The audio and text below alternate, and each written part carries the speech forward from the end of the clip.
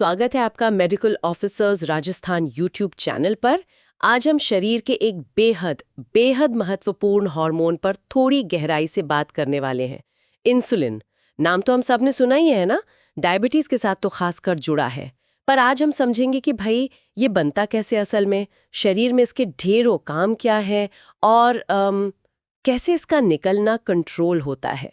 हमारे पास जो जानकारी है वो एक डिटेल्ड मेडिकल टेक्स्ट से है।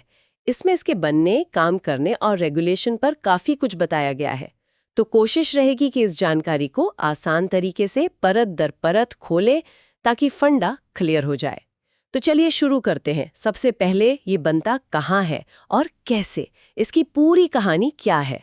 हाँ, तो इंसुलिन ये बनता है हमारे पैंक्रियास, जिसे अग्न्याशय भी कहते हैं, उसकी खास सेल्स में, बीटा सेल्स। ये कोशिकाएं पैंक्रियास के अंदर ना छोटे छोटे ग्रुप्स में होती हैं। आइलेट्स ऑफ लैंगरहैंस कहते हैं इन्हें। बनने की प्रक्रिया सेल के अंदर शुरू होती है, एंडोप्लाज्मिक रेटिकुलम में। सबसे पहले एक बड़ा मॉलिक्यूल बनता है, प्री प्रो इंसुलिन। समझ लीजिए ये कच्चा माल है। अच्छा, प्री प्रो इंसुलिन। हाँ, फिर इसमें से एक छोटा सा हिस्सा, सिग्नल पेप्टाइड, वो हट जाता है और ये बन जाता है प्रो इंसुलिन। ओके, तो प्री प्रो इंसुलिन से प्रो इंसुलिन, पर एक्टिव इंसुलिन वो अभी भी नहीं बना। और आपने वो सी पेप्टाइड का भी जिक्र किया था शुरू में। बिल्कुल सही। देखिए, प्रो इंसुलिन बनने के बाद उसे छोटी थैलियों, मतलब स्रावी कणिकाओं या सिक्रेटरी ग्रैन्यूल्स में पैक किया जाता है। इन्हीं थैलियों के अंदर कुछ एंजाइम्स होते हैं, वो प्रो इंसुलिन को काटते हैं दो हिस्सों में। एक हिस्सा है हमारा एक्टिव इंसुलिन और दूसरा है सी पेप्टाइड। और मजे की बात यह है कि ये दोनों इंसुलिन और सी पेप्टाइड बराबर मात्रा में बनते हैं और इन्हीं थैलियों में एक साथ जमा रहते हैं। अच्छा, तो मतलब जब जरूरत पड़ती है तो ये थैली सेल की सतह पर जाती है और दोनों को एक साथ खून में छोड़ देती है। बिल्कुल, एक साथ बराबर मात्रा में। और ये जानना ना क्लिनिकली बहुत जरूरी है। वो कैसे? क्योंकि जब हम किसी के खून में सी पेप्टाइड का लेवल नापते हैं तो हमें सीधा सीधा ये पता चल जाता है कि उसका अपना पैंक्रियाज, उसकी बीटा सेल्स कितना इंसुलिन बना रही हैं। अरे वाह, मतलब सी पेप्टाइड एक तरह का मार्कर है ना? हाँ, ये बताने के लिए कि शरीर की अपनी इंसुलिन फैक्ट्री चल रही है या नहीं। एकदम सही पकड़ा। क्योंकि जो इंसुलिन बाहर से इंजेक्शन से दिया जाता है उसमें सी पेप्टाइड नहीं होता है। अच्छा, तो अगर किसी डायबिटिक मरीज में सी पेप्टाइड का लेवल ठीक ठाक है, मतलब उनका शरीर अभी भी कुछ इंसुलिन बना रहा है। ये अक्सर टाइप 2 डायबिटीज में होता है। और अगर कम है या बिल्कुल नहीं है तो ये टाइप 1 डायबिटीज की तरफ इशारा करता है, जहां बीटा सेल्स नष्ट हो जाती हैं। तो इससे इलाज तय करने में बड़ी मदद मिलती है। ये तो वाकई बहुत काम की जानकारी है। चलिए अब इसके काम पर आते हैं। बनने के बाद ये शरीर में करता क्या है? इसे एनाबॉलिक हार्मोन कहते हैं अक्सर। इसका क्या मतलब हुआ? एनाबॉलिक मतलब बनाने वाला या इकट्ठा करने वाला। इंसुलिन शरीर में ऊर्जा को स्टोर करवाता है, टिश्यूज बनवाता है। ये बॉडी को ग्रोथ और स्टोरेज मोड में डालता है।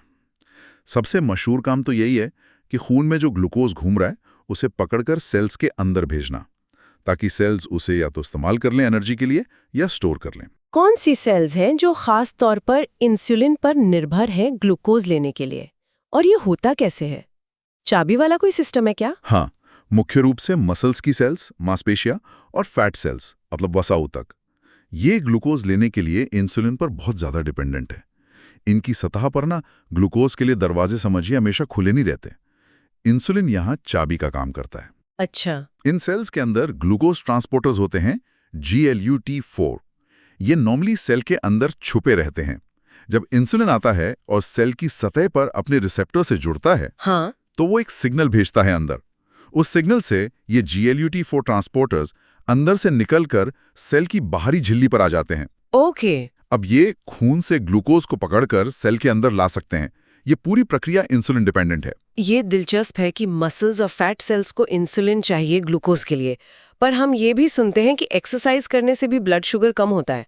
क्या एक्सरसाइज का भी GLUT4 पर असर है? हाँ, ये बहुत महत्वपूर्ण बात है। एक्सरसाइज, खासकर जब मांसपेशियां सिकुड़ती हैं, वो भी GLUT4 ट्रांसपोर्टर्स को सेल की सतह पर ला सकती हैं। बिना इंसुलिन के भी? हाँ, बिना इंसुलिन के या कम इंसुलिन के स्तर पर भी। इसीलिए तो रेगुलर एक्सरसाइज डायबिटीज मैनेजमेंट में इतनी फायदेमंद है। वो सेल्स को ग्लूकोज यूज करने में मदद करती है, इंसुलिन के बिना भी। तो क्या शरीर के हर हिस्से को ग्लूकोज लेने के लिए इंसुलिन की ये चाबी चाहिए, या कुछ ऐसे भी हैं जो बिंदास ग्लूकोज लेते रहते हैं? नहीं, नहीं। शरीर के कई बहुत ज़रूरी हिस्से हैं जिन्हें इंसुलिन की ज़रूरत नहीं होती ग्लूकोज लेने के लिए। उनके पास अलग तरह के ट्रांसपोर्टर हैं, इंसुलिन इंडिपेंडेंट। जैसे कि? जैसे ग्लूट1। ये हमारी लाल रक्त कोशिकाओं, आरबीसीज और ब्रेन में होता है। ये दोनों तो ग्लूकोज पर बहुत निर्भर करते हैं, तो इन्हें इंसुलिन का इंतजार नहीं करना पड़ता। ग्लूट3 भी ब्रेन में है। अच्छा। फिर है ग्लूट2। ये बीटा सेल्स जो खुद इंसुलिन बनाती हैं, लिवर, किडनी और छोटी आंत में होता है। बीटा सेल्स में इसका होना जरूरी है ताकि वो ब्लड ग्लूकोज को सेंस कर सकें। लिवर में ये ग्लूकोज अंदर बाहर दोनों तरफ ले जाने में मदद करता है। और भी है? हाँ, ग्लूट5 है जो फ्रुक्टोज, फलों वाली शुगर का ट्रांसपोर्टर है। और SGLT1, SGLT2 हैं जो सोडियम के साथ ग्लूकोज खींचते हैं। ये आंतों और किडनी में ग्लूकोज सोखने के लिए जरूरी हैं। करें, क्या वो सिर्फ ग्लूकोज ही खाता है, मतलब फ्यूल के तौर पर? नॉर्मल हालात में तो दिमाग पूरी तरह ग्लूकोज पर ही चलता है, लेकिन अगर शरीर लंबे समय तक भूखा रहे, स्टार्वेशन की स्थिति में, तो लिवर फैट से कीटोन बॉडीज बनाता है। अच्छा। तब दिमाग इन कीटोन बॉडीज को भी एनर्जी के लिए इस्तेमाल कर सकता है। ये एक तरह का बैकअप प्लान है। और आरबीसीज, वो कीटोन बॉडीज इस्तेमाल कर सकती हैं? नहीं, बेचारी आरबीसीज वो सिर्फ और सिर्फ ग्लूकोज पर ही निर्भर हैं। उनमें माइटोकॉन्ड्रिया नहीं होते ना, तो वो फैट या कीटोन से एनर्जी नहीं निकाल सकती। उन्हें सारी एनर्जी ग्लूकोज से ही मिलती है, वो भी बिना ऑक्सीजन के। हाँ, ये समझना कि कौन सा टिश्यू कैसे ग्लूकोज लेता है ये जरूरी है। अच्छा, वापस इंसुलिन के एनाबॉलिक मतलब बनाने वाले रोल पर आते हैं। ग्लूकोज ट्रांसपोर्ट तो हो गया, और क्या क्या बनवाता है या स्टोर करवाता है ये? हाँ, इसके कई और बनाने वाले काम हैं, जैसे ग्लाइकोजन सिंथेसिस, मतलब लिवर और मसल्स में ग्लूकोज को ग्लाइकोजन के रूप में स्टोर करने की स्पीड बढ़ाता है। ग्लाइकोजन स्टोरेज फॉर्म है ग्लूकोज का। फैट सिंथेसिस, फैट टिश्यू में फैटी एसिड और ट्राइग्लिसराइड बनवाता है, और जो फैट पहले से हैं उसे टूटने से रोकता है, मतलब फैट जमा करवाता है। प्रोटीन सिंथेसिस, मसल्स वगैरह में अमीनो एसिड्स का अपटेक बढ़ाकर प्रोटीन बनवाता है। आयंस का बैलेंस, सेल्स में पोटेशियम और अमीनो एसिड का जाना बढ़ाता है, और किडनी में सोडियम को बचाने में भी थोड़ी मदद करता है। बाप रे, तो ये ग्लूकोज, फैट, प्रोटीन सबके स्टोरेज और बनने को बढ़ावा देता है, मतलब शरीर को खाने के बाद वाले मोड में रखता है। और किन चीजों को रोकता है ये?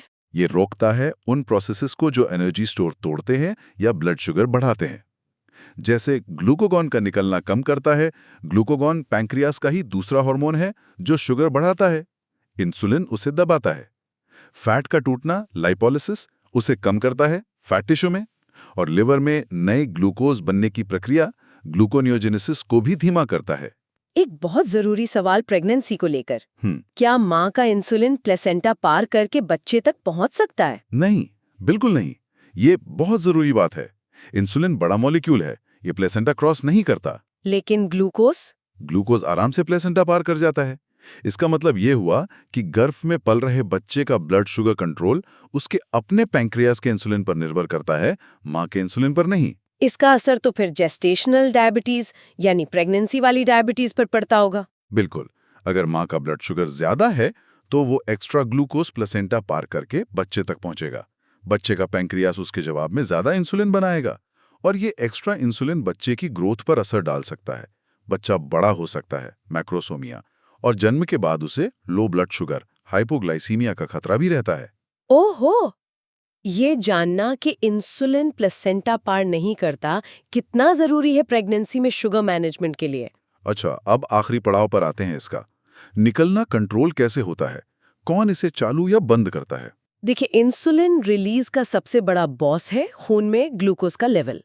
जब हम खाना खाते हैं, खासकर कार्बोहाइड्रेट वाला, हाँ, तो पचने के बाद ग्लूकोज खून में आता है, ब्लड शुगर बढ़ता है। ये बढ़ा हुआ ग्लूकोज पैंक्रियास के बीटा सेल्स तक पहुंचता है। वहां ग्लूट2 ट्रांसपोर्टर के जरिए सेल के अंदर घुस जाता है।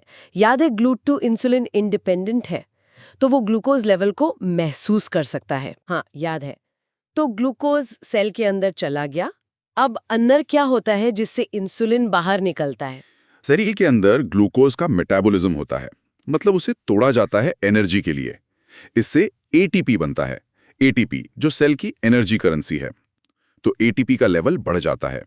ये बढ़ा हुआ एटीपी ही असली सिग्नल है। और ये बढ़ा हुआ एटीपी क्या करता है?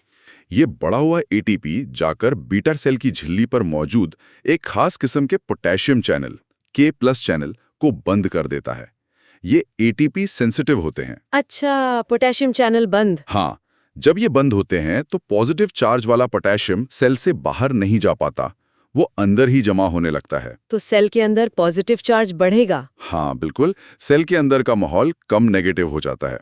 इसे कहते हैं डीपोलराइजेशन, झिल्ली में एक तरह का करंट जैसा बदलाव। और इस डीपोलराइजेशन से क्या होता है? ये डीपोलराइजेशन झिल्ली पर मौजूद एक दूसरे टाइप के चैनल को खोलता है, voltage gated calcium Ca2+। Okay. जैसे ही ये खुलते हैं, बाहर से कैल्शियम आयन धड़ाधड़ सेल के अंदर आने लगते हैं।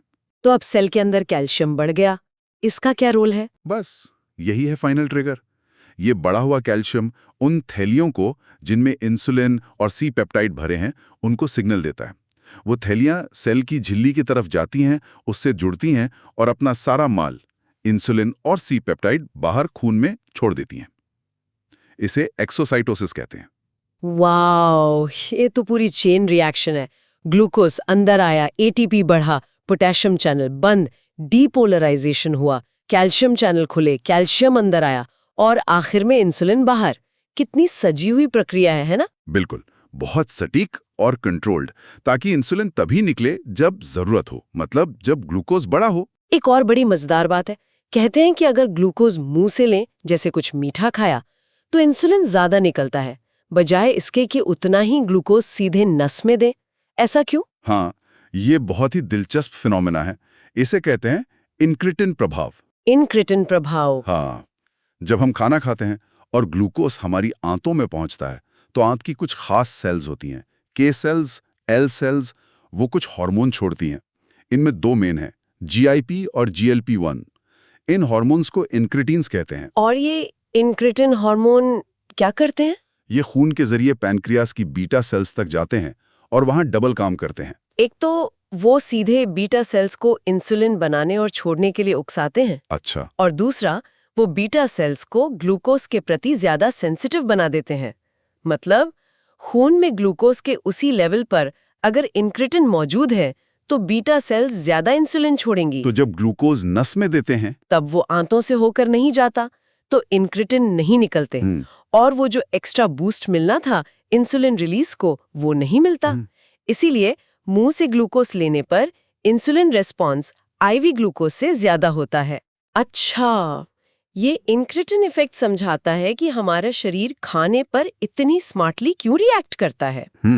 और आजकल कुछ डायबिटीज की दवाएं भी तो इसी सिस्टम पर काम करती हैं, है ना? हाँ बिल्कुल, GLP-1 एगोनिस्ट और DPP-4 इनहिबिटर्स जैसी दवाएं इसी इंक्रिटिन रास्ते को टारगेट करती हैं। तो आज हमने इंसुलिन की कहानी के कई अहम पहलू देखे, कैसे ये पैंक्रियाज में प्रो इंसुलिन से इंसुलिन और सी पेप्टाइड बनता है, इसके ढेरों एनाबोलिक काम, GLUT4 से ग्लूकोज अंदर भेजना, ग्लाइकोजन, फैट, प्रोटीन बनवाना, और आखिर में इसका निकलना कैसे कंट्रोल होता है ग्लूकोज से, और हाँ, इंक्रिटिन से भी। हाँ, और इस पूरी चर्चा से ये साफ है कि इंसुलिन शरीर के मेटाबॉलिज्म को बैलेंस रखने के लिए, खासकर ग्लूकोज को स्थिर रखने के लिए कितना जरूरी है।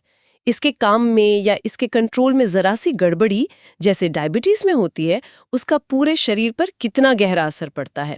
हमने ये भी देखा कि अलग-अलग टिश्यू ग्लूकोज कैसे इस्तेमाल करते हैं, और इंसुलिन का रोल हर जगह एक जैसा नहीं है। आज की इस बातचीत से एक ख्याल आ रहा है, जिस तरह इंसुलिन का बनना, निकलना और काम करना हमारे खाने पीने से ग्लूकोज, इंक्रिटिन, हमारी फिजिकल एक्टिविटी से GLUT4 और शायद स्ट्रेस जैसी चीज़ों से भी जुड़ा है, तो ये सोचने वाली बात है कि हमारी रोज़ की लाइफस्टाइल के छोटे-छोटे चुनाव इस नाजुक बैलेंस पर कितना असर डालते होंगे। ये सिर्फ एक हार्मोन की कहानी नहीं, शायद ये हमारे पूरे स्वास्थ्य के संतुलन की कहानी है, जिस पर और ध्यान देने की ज़रूरत है।